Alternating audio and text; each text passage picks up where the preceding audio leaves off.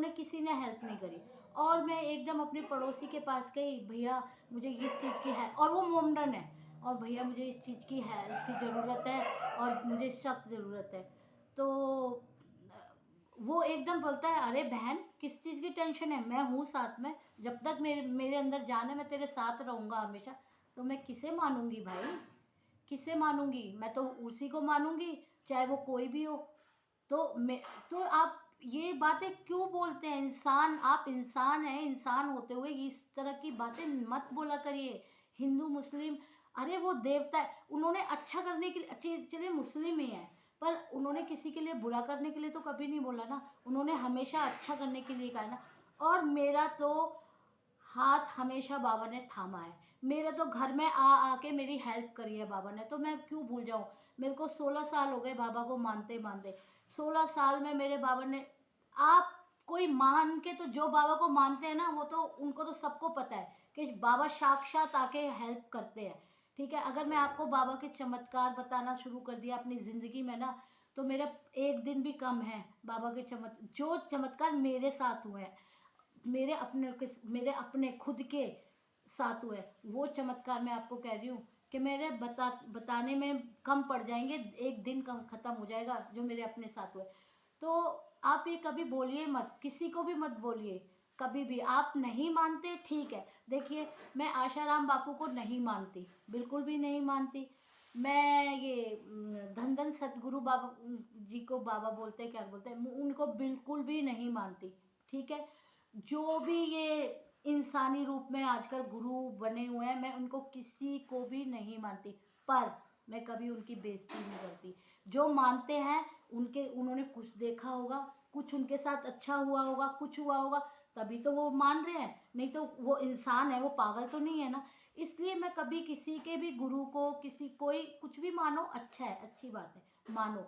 मैं कभी नहीं कहूँगी अरे आप उन्हें क्यों मानते हो, उन्हें मत माना करो, अरे वो तो ऐसे थे, वो तो क्यों भाई, उनके, वो पागल कोई हैं, उनके साथ कुछ ना कुछ अच्छा हुआ होगा, उन बाबा की दुआ से उनके लिए कुछ अच्छा हुआ होगा, इसलिए हुआ।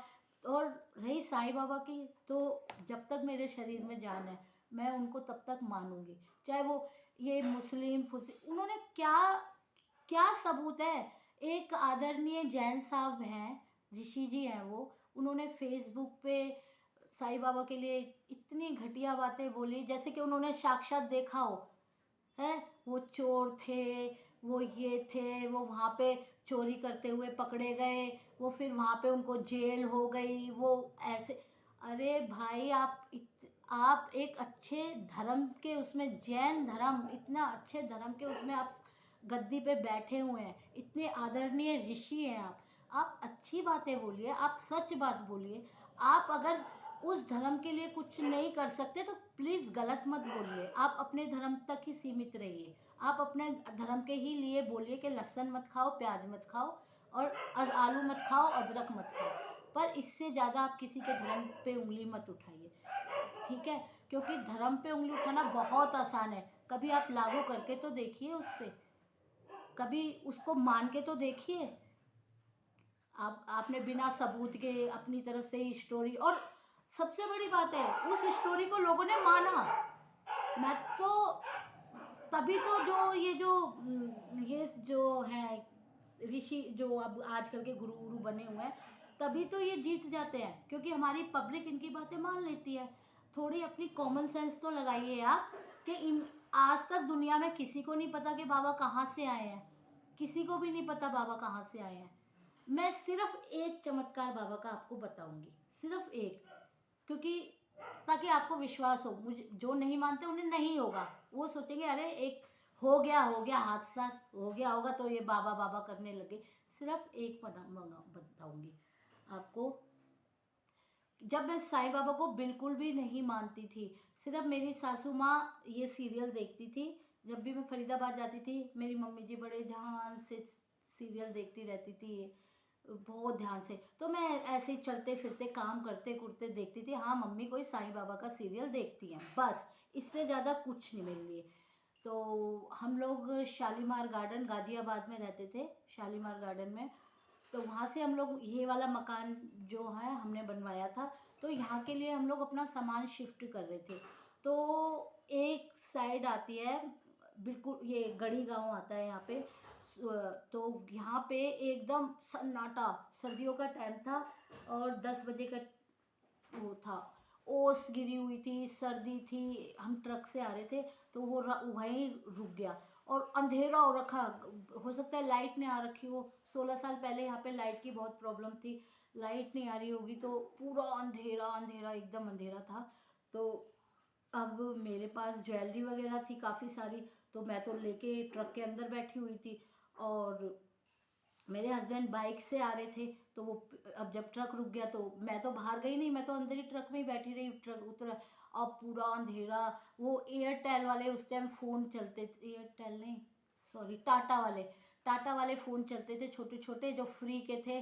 तो हम लोगों के पास, सबके पास टाटा टाटा के फ़ोन थे, क्योंकि फ्री में हो जाता था उस, और कोई कॉल नहीं लगती थी। अब उसके तो नेट ही गायब, हम फ़ोन करें तो किसको करें फ़ोन। इतनी मुसीबत, 1 घंटा बीता, 2 घंटा बीता, 2.5 घंटे बीते, 2.5 घंटे बाद तो मेरी सर्दी में हालत ख़राब, डर। और वो ड्राइवर को बाइक दे नहीं सकते थे कि वो डीजल लेके आ जाए, और क्योंकि भाई वो तो नौकर है, बाइक लेके भाग जाता। और वो मुझे अकेला उस ड्राइवर के साथ छोड़ के नहीं जा सकते थे कि मैं अकेली हूँ, ज्वेलरी है मेरे पास सारी। उस ड्राइवर को भी पता था कि ज्वेलरी का सारा वो मेरे ही पास है, तो वो मुझे छोड़ के जा नहीं सकते थे। तो अचानक ही ऐसे ही मेरे मुंह से अंदर बैठे बैठे जैसे ऐसे ही निकला, हे साईं बाबा रक्षा कर लो, बाबा कुछ तो करो बस। मुझे पता है आप लोग विश्वास नहीं करेंगे, पर मेरा विश्वास है। जब 2.5 घंटे में कोई नहीं आया तो 5 मिनट में कैसे आ गए? और डीजल ही लेके क्यों आए? मिट्टी का तेल क्यों नहीं लेके आए? पेट्रोल लेके क्यों नहीं आए? पानी लेके क्यों नहीं आए? उसमें कुछ और क्यों नहीं था? 2 लड़के आए, आके बोलते हैं उनसे कि अंकल जी क्या हो गया आपको? इन्होंने कहा पता नहीं क्या हुआ, और इसमें ना कुछ वो डीजल वीजल ख़त्म हो गया है, और कुछ दिख तो रहा नहीं था उसकी टंकी में कि इसमें डीजल वगैरह कुछ ख़त्म हो गया है। उन्होंने कहा अंकल जी आप हमसे ले लो ये। तो उन्होंने क्या, हाँ ठीक है दे दो। इन्होंने उसको पैसे पे किए और सारा डीजल उसमें डलवा दिया। आप मानोगे वहाँ से मेरे घर तक आके रुका है, और आके जब हमारे यहाँ तो लाइट वाइट सब थी, देखा तो वो जो टंकी थी वो पूरी फटी हुई थी। डीजल कहाँ गया? डीजल कहाँ गया? और घर पे आके ही रुकी।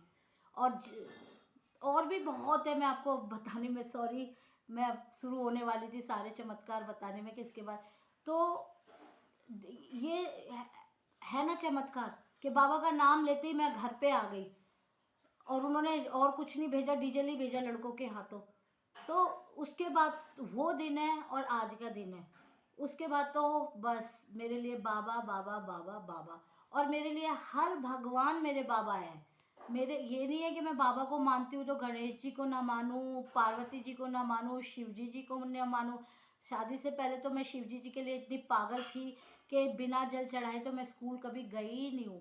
मैं पहले नहाती थी, जल चढ़ा के सुबह सुबह बाबा वो शिव जी को मंदिर पे जल चढ़, और वो भी मंदिर पे जल चढ़ा के, मंदिर पे जल चढ़ा के जाती थी, फिर आती थी, फिर अपना बैग वैग लेके फिर स्कूल जाती थी।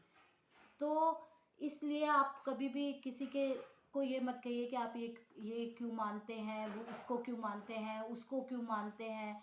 नहीं, जो जो जिसको मान रहा है, आप खुद आप नहीं मानो, दिल से मत मानो, पर प्लीज़ उस सामने वाले इंसान की बेइज्जती मत करो। आप बस ये कह दो हाँ चलो अच्छा है आप इसको मानते हैं, सही है, बस इतना कहने में आपको, आप जिस मुंह से अरे ये क्यों वो क्यों इसको क्यों मान, जिस मुंह से आप गलत बोलते हो उसी से आप सही भी तो बोल सकते हो। और प्लीज़ किसी के भी धर्म को, किसी भी धर्म को कभी मत बोलिए, कुछ भी कभी मत बोलिए।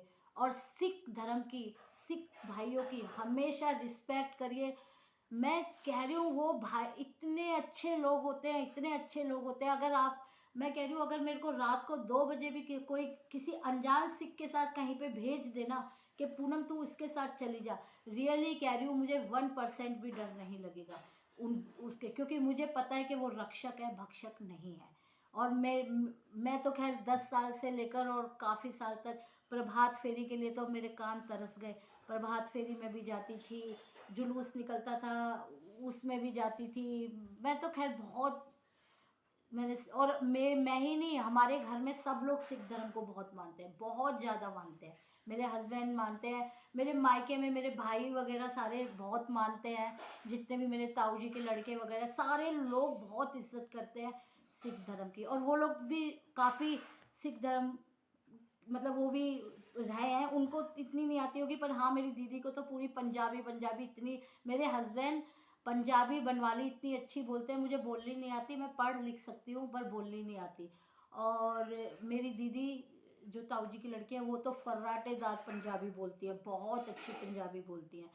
तो इसलिए आप हर धर्म की इज्जत करिए। अगर आपके साथ किसी ने बुरा नहीं किया ना, अगर आपके साथ किसी मुस्लिम भाई ने बुरा नहीं किया तो प्लीज़ आप कभी किसी मुस्लिम भाई के लिए बुरा मत सोचिए।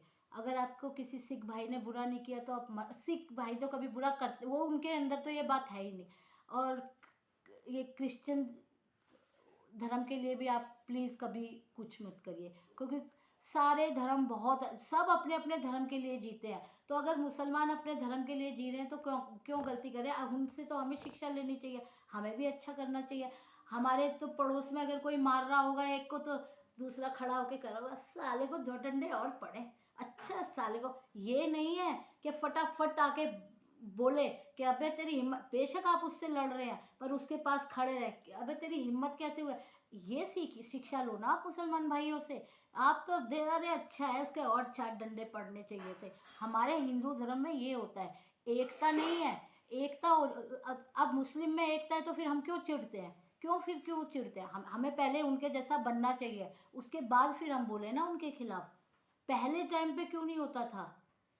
पर चलो बहुत लंबी वीडियो हो जाएगी मेरी, तो आज का व्लॉग मैं यहीं ख़त्म करती हूँ। मुझसे अगर कोई भी गलती हो गई हो किसी के लिए, किसी के धर्म के लिए या किसी जी के गुरु के लिए या किसी के भी भगवान के लिए, तो प्लीज़ मुझे माफ़ करना। सॉरी। अब कल मिलते हैं अगले व्लॉग में। नमस्ते।